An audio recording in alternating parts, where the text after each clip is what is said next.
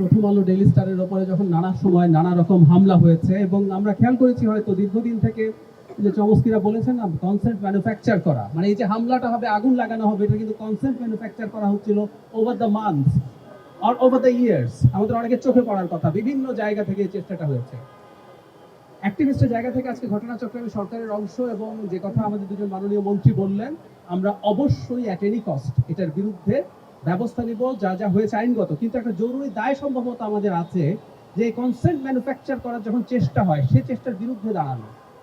আমরা খেয়াল করি যে কোনো পত্রিকা সেটা তার নিজস্ব ইডিওলজিক্যাল স্ট্যান্সও থাকতে পারে, যদি সেটা থাকেও থাকে তার সমালোচনা হতে পারে, তার বিরুদ্ধে নিয়মতান্ত্রিক যে কোনো প্রতিবাদ হতে পারে, আমরা এই পর্যন্ত রাজি আছি।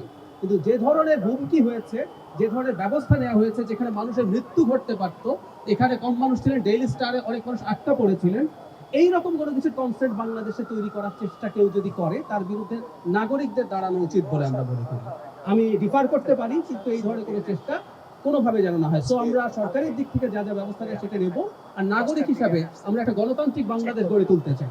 আমরা শেখ হাসিনা স্বৈরাচার সরিয়ে, শেখ হাসিনার ফ্যাসিবাদ সরিয়ে আমার ফ্যাসিবাদ এখানে কায়েম করব, এবং আমি বলে দেব ডেইলি স্টার থাকবে না, প্রথম আলো থাকবে না, বন্ধ করে দিতে হবে। এটার জন্য আমরা আসলে শেখ হাসিনার বিরুদ্ধে লড়াই করিনি। খুব ক্ষুদ্র একজন কর্মী হিসাবে শেখ হাসিনার সেই স্বৈরাচারের বিরুদ্ধে লড়াই করার হিসাবে আমি বলতে চাই, আমরা একটা গণতান্ত্রিক বাংলাদেশ তৈরি করতে চেয়েছি, এবং সংবাদ মাধ্যম এই চেষ্টাটা যেন করে তাদের জায়গা থেকে, যেন বাংলাদেশে আর কোনোদিন এসব না হয়।